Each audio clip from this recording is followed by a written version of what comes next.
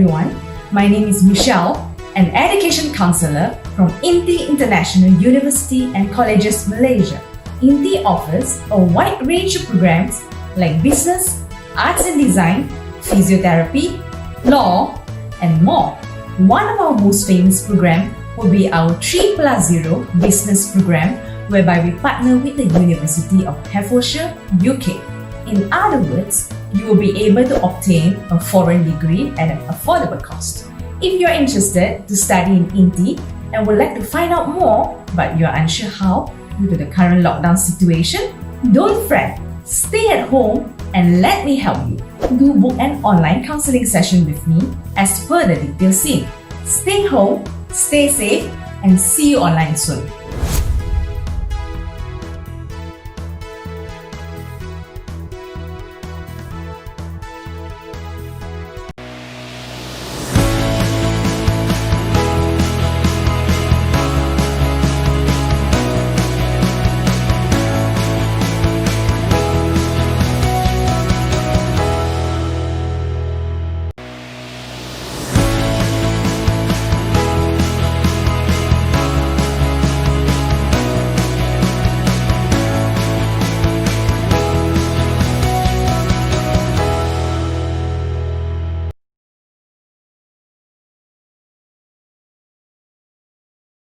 Welcome everybody to Inspired Conference, Day 4, Future of Skills with John Doran.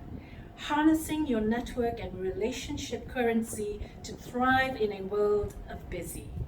If you're looking to build a deeper understanding about relationship with life, relationship with emotions, relationship with mindset, meaning and purpose, relationship with past, present and future, relationship with personality, talent and performance, our next session with John is going to be packed with information and anecdotes that will stay with you for life. John Doran has been a teacher and a guidance counselor for over 24 years. He is passionate about the transformative power of education to disrupt poverty and help young people. John is a TED Talk speaker and a media contributor, and has designed and delivered the SMART training program. John is also the author of The Ways to Wellbeing, which is a well-designed manual to help 15 to 18-year-olds explore how to maintain their own sense of well-being. Be prepared with a pen and a pad as we begin our session with John. Welcome, John Doran. I'm excited to be here. It's a great pleasure to join you from Dublin, Ireland. Thank you, John, for joining us for Day 4, Future of Skills, Harnessing Your Network and Relationship Currency to Thrive in a World of Busy. John Doran has been a teacher and a guidance counselor for over 24 years. John's a passionate speaker and in education to disrupt poverty and help young people to do all that they can with all that they have in the time that they have got, in the space that they're in. John is also the author of The Ways of Wellbeing, Ways to Wellbeing, and creator of SMART, Stress Management and Resilience Training Program. Welcome, John. And thank you very much indeed for that warm introduction, Vanita. After listening to it, I want to sit down and listen to myself. Thank you, John. Reaching out is the new superpower. What does this mean and how important is professional networking at this time where social distancing is a reality? But you asked about reaching out. Imagine for a moment that you had a superpower and that you chose actively not to actually use it. You would kind of consider yourself rather silly. Well, I tell people that we all, each and every one of us, has an amazing superpower. And that's the capacity to reach out to other people. You see, people need people, and we've never needed people more than during the current crisis that we're engaged in. So I think reaching out is an extraordinary superpower. I had an epiphany about that when I saw a little clip on YouTube of Steve Jobs, Anita, would you believe? When he was 10, it's a little known story, but he reached out to Bob Hewlett of Hewlett and Packard fame in Palo Alto, California. He said, I'm a young kid who has got a great interest in computers. Could I watch you someday? Bob said, how did you get my phone number? And the young 10-year-old Steve Jobs said, I got it in the phone book. And Bob was so tickled. He said, look, with your parents' permission, come on down to my factory in Palo Alto on a Saturday. And it started a lifelong love of computers. But a little known thing about him, Vinita, he was legendarily cantankerous. The last place he wanted to be found was with Steve Jobs in an elevator going to the 5th floor. If you didn't hear what he liked, you might get sacked. Yeah. But he had an amazing propensity to help people. And any young people who reached out to him, invariably he would actually reply. And there's actually a book being published posthumously of replies that he gave to young people or people who reached out. So I think reaching out is an incredible superpower not to be underestimated. Thank you, John. And you have said your net worth is your network. Can you speak a little bit more about that? Well, you've heard two cliches quite regularly, Vinita, I'm quite sure. One is that knowledge is power and that your network is your net worth. I would put a caveat to that. I think knowledge is only power if you actually action it.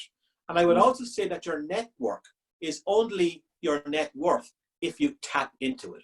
There's very little value of having a network if you're not tapping into it. There are two cliches you've probably heard before, Vinita. One is that knowledge is power, and that the other is that your network is your net worth. I would put a little caveat on that. I think knowledge is only power if you action it. And I also think that your network is only your net worth if you tap into it. There's very little potential in having an amazing network if you're not actually cultivating it, if you're not seeding it, if you're not feeding it, and if you're not cultivating it with stewardship. Absolutely, John. Yes, and relationships are the new currency and capital. I've heard you say this in support of what you've been saying. And what are the best avenues to develop such networks? Well, there are myriad. I'm particularly a fan of LinkedIn, which is an incredible, extraordinary professional network of people. In no matter what area your passion or expertise lies, there's somebody out there, no matter what path you're on, no matter what bridge you have to cross, there's somebody on LinkedIn on the other side who can help you get there. And I think that's really important. But I speak about disrupting your normal patterns of behavior, Vinita. A comfort zone is like a cage. There's no growth there. So maybe get onto Facebook, maybe reach out to somebody, maybe just find a group that's passionate about the same things you're in, a little local network. But I think it's really, really important. There's so many to be a fan of is the professional network LinkedIn, which holds a lot of potential to connect with like-minded people who can help you along your journey. Absolutely, John. And it's wonderful to hear all of these powerful statements. But sometimes it is difficult to shift from a fixed mindset into a growth mindset. And what is the difference between mindsets and skill sets? If you could elaborate a little bit on that. It's a really great point you make, Vinita, and we've never needed a growth mindset more. The appreciation and awareness that we're continually changing and evolving and growing in an organic, I call it an agricultural way. I think it's really important that we pivot to that we move to that we pivot position and that we change, because we could need that for our career. So it's really important that we do so. Okay, all right. What is the difference, John, between skill sets and mindsets? So in terms of harnessing that growth mindset, I would make the distinction between a skill set, which is a kind of a technical competency or proficiency in some aspect, and also a mindset, which is a kind of a way of being or seeing or looking at the world, your mental models, how you see it. And I think to cultivate good relationships, to nurture a network effectively, you have to have an invitational mindset. You have to see that opportunities are now here rather than nowhere. It's about having an idea that the world is something that happens for you rather than to you. I could be an amazing communicator, Vinita, with something amazing and incredible to share with our listeners and viewers today. And I could have that skill, but if I don't have the mindset that I have that to share, I'm going to leave that skill buried. So a skill buried is almost like not having the skill at all. So that's the difference I would make between the skill set and the mindset. Both are important, but I would suggest that the mindset is really important in terms of your capacity to cultivate the skills that you need to thrive and not just survive in this new normal. I call it this next normal that we're actually experiencing. Absolutely, John. And for me, I think it is the most vital ingredient. It really is the prerequisite of what you need to be thinking about before application of anything else. Yeah. Well, you know what, Benita, I was reflecting before this conversation, and Yeah. before this COVID struck the world so profoundly, I had no clue really of Zooms. I've spoken to people all over the world that I may not have done unless this happened. And I think adversity brings gifts if you are willing to see them. And this has been a very traumatic, a very tumultuous time, both personally and professionally, for so many of us around the world. But in that, there's been great gifts. We've become very siloed, but we've all, in Ireland here, we've got a renewed sense of community, of solidarity, of we rather than me. And maybe that's the gift in this adversity, if we choose to look for it, Benita. Yes, and I can absolutely support that statement, John, because the same has happened, within the region here and the communities here in Malaysia, and I'm sure across the world. Yes, thank you for highlighting that. The next question is very interesting. What is the champion framework? Well, I wanted to kind of use a scaffold just to kind of pin my ideas on, to leave people with a simple takeaway. And I always say the champion framework is common sense. But the thing about common sense is that it's not so common, and quite often it's not so common practice. So maybe I'll share with you my screen and take you through, Benita, the champion framework. Okay, so champion, I call it very simply 8 to be great. So the one thing we can predict about the future is that the pace of change will never be slower than it is today.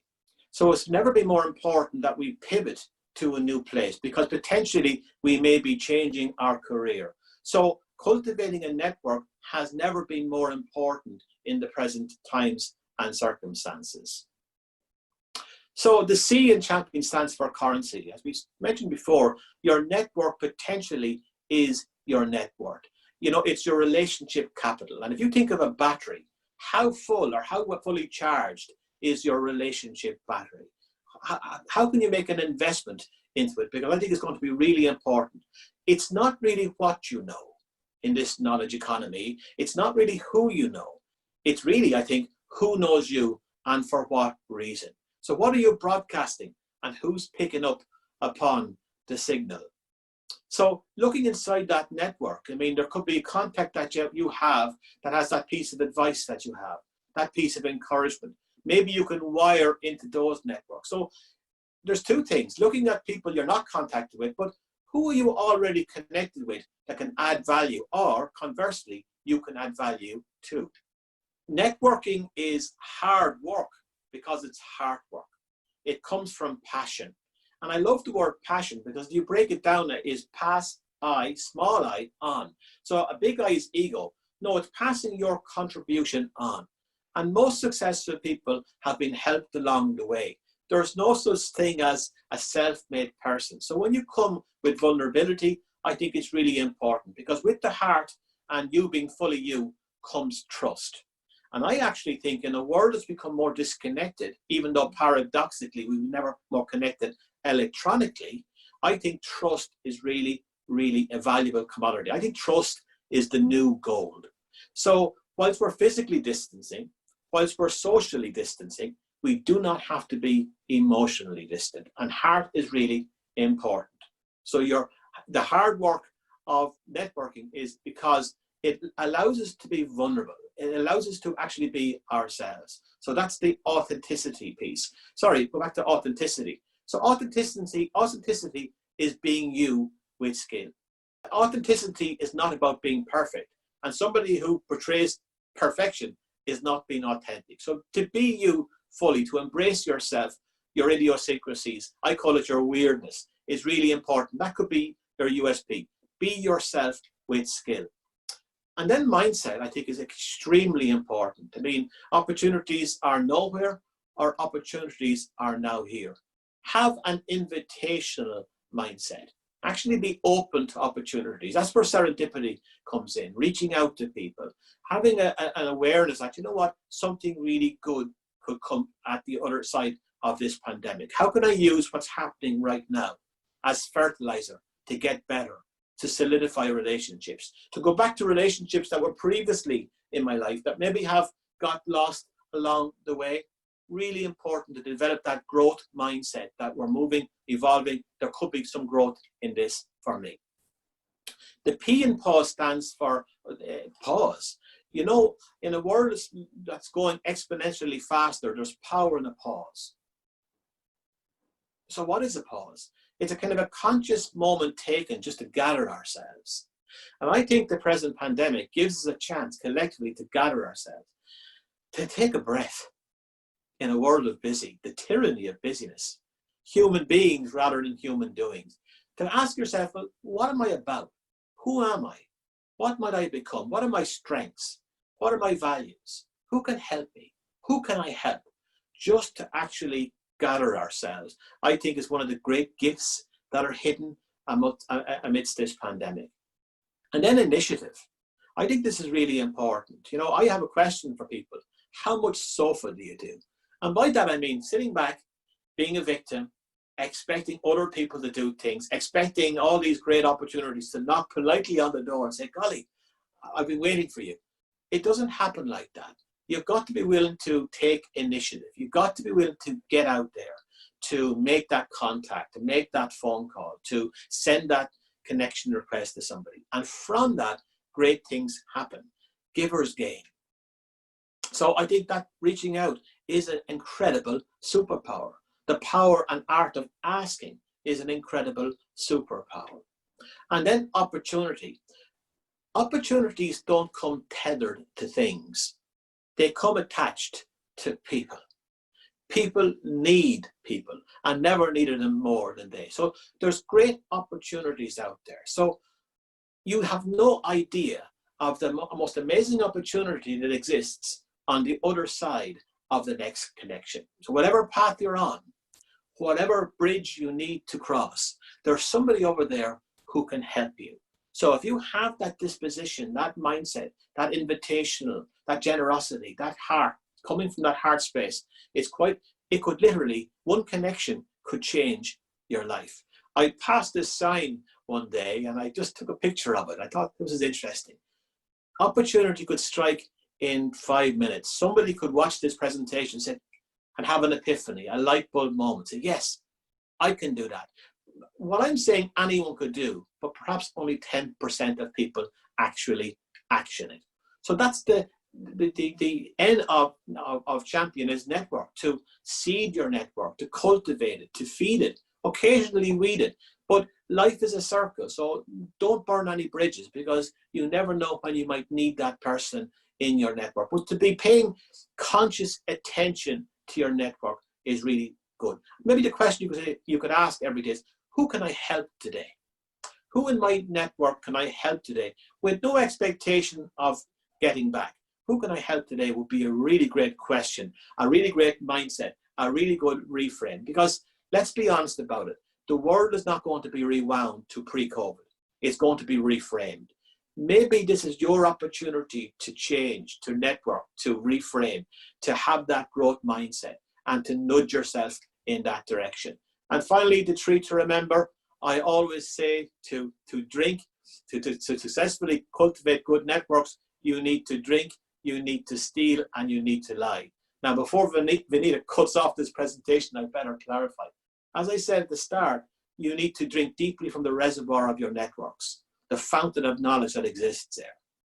You need to steal a little bit of time to just actually give back to somebody, maybe to give thanks to somebody. Thank you is verbal sunshine. No one I know ever overdosed on appreciation or suffered a surplus of gratitude. Take out a pen and a piece of paper and write to somebody. Say you kind of had a moment to actually just to think of the thing that they gave you, that piece of advice, that bit of encouragement. Thank them. You know, how many of us get overdosed with thanks? Not too many indeed. And then the last one is, before you lie down in bed this evening, just to give thanks, to be grateful. You know, to constantly tune in your appreciation station to all the great things and great people in your life that are sitting silently at the back of your awareness. And that's it, the Champion framework. Like, what a brilliant conversation started, to drink, to steal, and to lie. I mean, the power behind that message, and what jumped out when you said there is power in pause. With all of this pandemic quarantine, it's I think something that has reached all of us in getting us to reflect and getting us to, stay and understand that, the busyness now has stopped, and how are we dealing with that? And I think that's just such a powerful thing, John. Thank you so much. And overdose in appreciation. I also love that phrase. I mean, yes, how many of us are really taking time to engage in that type of gratitude and, giving? Yeah, so. Well, you know what, Vanita? We're on this planet, this little fragile marble we call planet Earth, for 900 months, if we're lucky. Now, when I tell young people that, they say, "Sir, that's like forever." When I tell people of my generation, they go looking at the calculator to find out what's left. And I always say, stop, not enough. That's 900 months on planet Earth. Time is the most important currency. So to actually stop and to actually help people, to spend time with your family, to spend time doing things that are really important, to stop the tyranny of busyness. That's the power of a pause when you're living your life in fast forward. Absolutely, John. Thank you. And what are some of the tools, John, that our listeners today can very quickly use to build these networks, to build their tribes? The primary tools are inside of you. The primary tool is your mindset and your willingness to reach out. The primary tool is to come with you and have that belief in yourself. And belief in yourself costs nothing, and every one of us can afford it. To believe that you have something of value to contribute, and that you have the humility to realize that other people can contribute to you.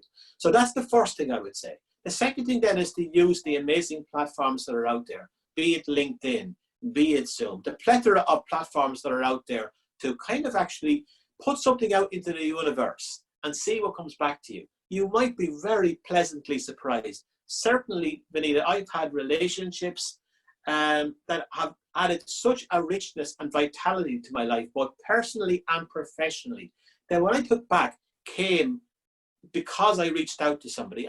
The reason I'm speaking to you here today is because I reached out to Elle Marie, who created this wonderful conference. She didn't know who I was, and if I was sitting on my sofa, she still wouldn't know who I was. That really amazes me, the power we have to actually to be proactive. So I would say to our listeners and our viewers, be proactive. Get out there, shake the tree, see what happens. And how, John, can we harness the idea of the power in asking? How can we harness that? Yeah, I think firstly to realize that it exists, that ask 100% of the time for what you want, but the person has the right to say no. I mean, my mum and our parents had such collective wisdom. She would always say when we were younger, there's only two answers, yes and no. And you'll take some no's. And success is a numbers game. Networking is a numbers game. Not everybody will resonate with you on your signal. That's okay. You're trying to find people on your wavelength. And I think you would be pleasantly surprised. I really do, Vanita. I've asked the question to cooks, cleaners, celebrities, and janitors all over the world. What's one thing that your life has taught you, either personally or professionally, that would have saved you an enormous amount of trouble or hassle to have known when you were younger? And the richness of replies I've been given by people, the doors that it's opened have been incredible, just by asking that very simple question. And one of the most profound answers I got, Vanita, was, when you're worried what people think about you, don't worry. They're not thinking about you. And sometimes that stops us from asking, oh, that person would never want to connect to me. That I shouldn't ask. That would be silly to ask. Ask the question. The only silly question is the one you don't ask. Absolutely. And also, John, to approach it as, how can I add value into this relationship, into this connection, into this conversation? I think the pursuit of wanting to add value is very important. And I fully agree, Vanita. Can I say to you, a question that I will normally start an engagement with is, how can I help you? So it's a different mindset is, what's in it for me? But I think it's really important to have that invitational mindset to, how can I add value to you? I'll give you a small example of that, Vanita. One of my connections is a world-leading expert in remote working, which has become a very common parlance today. I saw from another connection an article on networking that I very bit, for some reason, when I saw it, I thought of Rowena. Her name just jumped in. I got her on LinkedIn. I said, Rowena, I'm delighted to be connected to you. I love your post. You add such value. Here's something I thought that you might really enjoy. I thought nothing of it, Benita, but 5 minutes later, literally, Rowena said, golly, John, I really love your post too. But I got so caught up, I've been meaning to contact you for so long, and this post really resonated. And she talked about this new course in Ireland that she's promoting in terms of remote networking. I thought straight away this was an amazing skill set that would be developed. And I'm on the board of an amazing charity, the Make-A-Wish Foundation. And I said, I put an ask in. I said, Rowena, is there any chance that the team of Make-A-Wish could jump on this incredibly extraordinary initiative? To cut a long story short, Rowena, this opportunity has been afforded to all of the members of the Make-A-Wish family in Ireland. And it all came from a simple connection, a simple act of generosity, and a simple ask. Absolutely, and it works. You know, this is proof and evidence of that, and that power of completely, absolutely. And you know what? I'm not telling you anything new. I'm kind of plugging people or reminding people of what they already know. And I think, as I said, you know, common sense is sometimes not so common. It's not so common, and it's not so commonly applied. So I think it's important that we can remind ourselves of what's important and what we can do. Tap into our power, really. Tap into our agency. Yeah. You know, to actually get on the front foot and take charge and ownership of our own lives. Yeah, yeah. John, we have spoken about something very unique called the garden model, weeding and feeding. Can you elaborate a little bit on this for our listeners today? Yeah, thank you. Well, I see education, I see life as very much organic. You know, and here's the thing about it. Let's take that metaphor a little bit. You can't plant a seed and expect fruit the next morning. You have to be willing to plant the seeds in your network. I got contacted literally this morning by somebody I hadn't spoken to in a year. So you kind of have to be willing to plant like a farmer, and also you got to tend the crop. So you got to get out there into the field and keep the ones that you want stewardship and just make sure that they're okay and they're healthy and they're getting water and they're getting fed and nutrients. So I certainly believe in seeding, feeding, weeding your crop to make sure that you've got something there that you can rely on that's nourishing, that's nutritious, and that's of value. A narrative is just so life-giving. You know, it just puts in, you know, that you know, freshness into you know, what we're talking about today. Thank you so much, John. Well, can I add to that, Vanita? Yeah. Is that we live in an AI world, an artificial world, where maybe 65% of the jobs that currently exist won't be here in 10 years. Yeah. But in 10 years or less, when you're getting on an aeroplane, when we can again freely, there's a very strong chance there won't be a pilot. But there will perhaps be an air stewardess or an air steward, because they see you and see that you're a little bit nervous of the turbulence. So I think it's important. Relationships are going to be very, very important. I think relationships, your humanity, your emotional intelligence are the skill sets that are going to get you hired in this new world. And without those skill sets, without that network, and 80% of your job opportunities will come from your network, not being listed strictly. So without that network, you could be underemployed, unemployed, or unemployable. So the stakes are high. Yeah, and I've heard you say this, John, we are so digitally connected now, but so emotionally disconnected. Yeah, a little bit more on that, in your opinion, on what's happening. Yeah, and I think it's important, and it speaks to the heart piece here, Vanita, and what we talked about trust. You know, you could have connections that are a mile wide and an inch deep. And that's not good either. It's not about having the most connections on LinkedIn.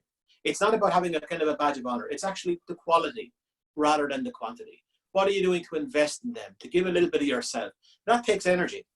That takes heart, and that takes the willingness to be vulnerable. But people have never needed connection, genuine connection more. I sometimes say, you know, get out into nature sometimes. It has no Wi-Fi, it has a better connection. People need people. We're hardwired for connection. And in the absence of that true connection, we somehow feel lesser than. And so I think connecting to people genuinely for the right reasons, coming from the heart space, develops trust, develops relationships, and from that, good things grow.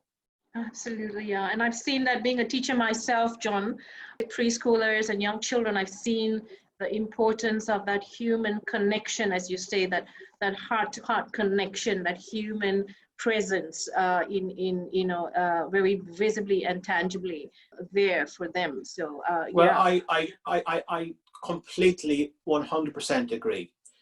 What I have found from 25 years now of teaching is that people don't care what you know until they know that you care. And when they know that you care, it's transformative, not transactional. You know, I've been creating worksheets for students for 25 years, and no student ever came to me and said, "Sir, that worksheet changed my life." It's not about worksheets. It's about that word of kindness, that word of encouragement, that somebody, when you've long forgotten, comes back and taps you on the shoulders. I'll never forget when my mum died or my father passed on and you said, "I'm thinking of you." Now, it's, you know, memories have living roots like that. Connection has living roots, Vanita. Never underestimate the power of kindness and the power of a kind word in your connection. It can mean absolutely everything. To reach out with kindness, and kindness starts with yourself, but to actually broadcast kindness. We've never needed it more. And you yourself had a teacher who impacted your life when you were younger, John. Is that right? Well, I was very, very fortunate. I had a teacher called Miss Holmes when I was 10, and she was one of those teachers, Vanita, that she could lift you with a word and she could fail you with a look. And she came into the class one day and she said, "Right, kids, I want you to write a sentence in your copies that has sense and significance, but it can only have 10 words. And each word can only have 2 letters. Away with you." And we sat down, and a befuddled gaggle of young people said, "What are we going to do?" And after a couple of minutes, one young person put their hand and said, "Miss, we're stuck. Can you help us?" And she wrote a sentence, Vanita, on the board that stayed with me all my life and was my starting point in resilience of agency. She said, "If it is to be, it is up to me." And in a moment, she taught a classroom of children a lesson, not just for the moment, but for the ages, that we had the innate and intuitive capacity to turn obstacles into opportunities, dead ends into doorways, troubles into triumph, fear into fuel, and now and again, wounds into wisdom. So she was telling us to get into the front seat of our lives, not be a pillion passenger. And I never forgot that. If it is to be, it's up to me. If it's going to happen, I'm going to be the person that makes it happen. I'm writing the script of my life. And I need to be writing that script because otherwise somebody else is. And I know that they're going to have 2 very different outcomes. So I would say to somebody out there, be a Miss Holmes to somebody. Give somebody the benefit of your wisdom, the benefit of your advice or encouragement, and never underestimate that there's somebody out there who really, really could benefit and needs it. Loads of treasure nuggets right there, John, is all I'll say. Thank you so much.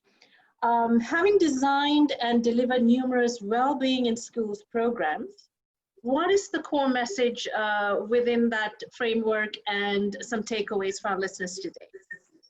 Well, I know you're queuing up now, Vanita, to show my TED Talk that has 3, I think, powerful messages about slowing down, having an attitude of gratitude, and that you are enough. And that 3rd message, I think, is really, really powerful. You are enough as a parent, as a partner, as a person. I think in a world of continual comparison on social media, not least LinkedIn, we can get seduced into thinking we're lesser than. So it's really important that we believe in ourselves. And I think giving that to a young person is a gift. So I have a kind of, I call a weird framework that I saw from and borrowed from a friend of mine who's a wonderful entrepreneur. And he kind of imbues these characteristics. And the W stands for wisdom, the ability to make good decisions, to make positive calls. The E stands for emotional intelligence. You know, it's your emotional intelligence rather than your IQ that's going to be really important. Your values will be more important than your valuables. Your EQ more important. And your integrity, I think, will be more important than your income. The I stands for your initiative, actually getting out there and making it happen, getting out of your head and into your life. And the R stands for responsibility. If it is to be, it is up to me. The best place to find a helping hand is at the end of your own arm. People are very willing to help you if you're willing to help yourself and if you ask for it. And the D stands for development. Work harder at yourself than you do at your job. So ask yourself this question, you know, how am I growing today? Like, I feel enriched by this conversation, this ability to share with people. So how am I growing today? And if you didn't grow today, you've wasted the day. And we don't have enough days in our 900 months to waste. Absolutely, John. And before we get to your TED Talk, how do we capture the next generation and to get them to embrace, to become more weird? John. Great question. Well, I think it starts with making education real and relevant to young people. You know, we need to co-create the curriculum with young people. To give you an example of what I mean, I still teach in the school that I went to school in myself back in the last century. In 1983, I walked through the doors for the very first time. My office is across the way from the very first classroom I sat in 1983. Venita, the classroom still looks the same. Think of how much difference the world has made in the last 7 years. Put that in context. In 2007, there was no such thing as an iPhone. There was no such thing as Netflix. So think about it for a second, a world where you couldn't Netflix and chill. That's the pace of change in this short few years. So we really need to reimagine education, and it starts from making it relevant. Too many young people leave school not knowing their values, not knowing their strengths, and not having a belief in their own capacity to add value to the world. That is failing too many young people around the world. I went to Sydney last year speaking to parents, teachers, students, same story there. I'm sure it's the same all over the world. It's not about foie gras education, stuffing information down the necks of young people and at some predetermined date to regurgitate it back. We need to start with their emotional intelligence, their awareness of their own emotional weather, their ability to regulate it, and a crucial component, empathy. To empathize with the emotional weather of others. They are skills that can be inculcated that will last a lifetime and will have a generation of young people who thank us for actually speaking to them, their lives, and will actually get them a prosperous, wonderful career. Thanks, John. And the acronym WEIRD, Wisdom, EQ, Initiative, Responsibility, and Self-Development. That's something that you have talked about quite extensively. Well, if you think about it, a company, world famous company like L'Oreal, they changed their hiring capacities a couple of years ago to hire on the basis of EQ rather than IQ, and saw their profits go up exponentially. So when I ask, HR people and business owners all over the world, what are you looking for? And they're all telling me it's emotional intelligence, that it's your attitude. It doesn't matter how bright and brilliant you are. If you've got the wrong attitude, you're not going to add any value. So we need to change the vernacular with our young people. We need to start talking. I think sometimes school is a deficit model. We need to start talking about strengths and building our strengths and areas of development rather than weakness. Words are very powerful, Venita. Words stick in our minds. And I think it's really important that we have the right language, the right growth mindset language. I can't do maths is different from a statement from I can't do it yet. So I call it the power of yet. I mightn't be able to do that yet. Really important caveat. Absolutely, John. And pivoting to the new post-pandemic world, what are some of the immediate takeaways that our listeners today can work on? Well, the sad reality is, Venita, I'm positive, is that the world's never going to be like it was. The sad reality is that there are people in employment at the moment that are going to lose those positions if they haven't already. There's going to be more people looking for work and less positions available. So we need to pivot our position. We need to look and tap into our strengths. We have to look into our passions. We may need to change your career. I would suggest there's somebody out there as we are speaking that can help you do that, that's waiting for you to make the first move. What I have found is they won't make the move. You've got to make the move. But if you make that move, great things could happen. Maybe it's I want to be a better communicator. Maybe I want to find out a little bit more about my strengths, or there is somebody out there that can help you. This is the time. This is your moment. The Nike symbol says it very articulately. Just do it. John Doran, thank you so much for sharing your brilliant perspective on harnessing your network and relationship currency to thrive in a world of busy. We appreciate your just brilliant sharing on this platform. And as we move towards your TED Talk, we thank you so much, and I'm sure our listeners today will be connecting in many ways in trying to get more information on this. It's been a blessing speaking to you, Vanita, and I hope the TED Talk is a blessing to those who watch it. Take care. Goodbye. Thank you, John. Thank you.